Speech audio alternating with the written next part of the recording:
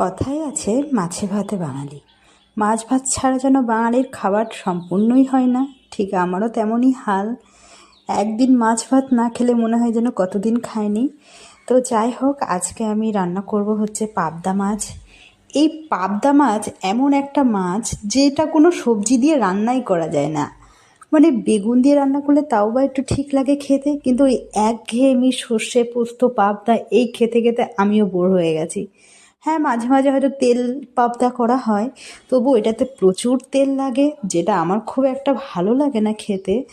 তবু আমি ভাবি এই যে ইলিশ মাছের মতো যদি সব মাছগুলো হতো, যাই দিয়ে রান্না করো না কেন, যেমনভাবে রান্না করো না কেন, খেতে সুস্বাদু হয়।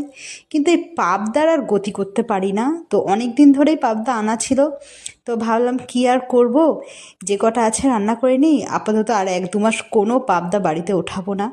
তো সেই একই রেসিপি শস্য পোস্ত পাবদা করে নিলাম আজকের জন্য।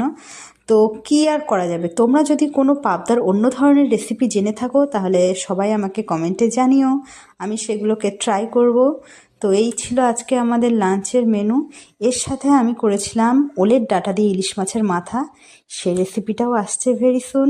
তো দেখা হবে নেক্সট ভিডিওতে। টাটা।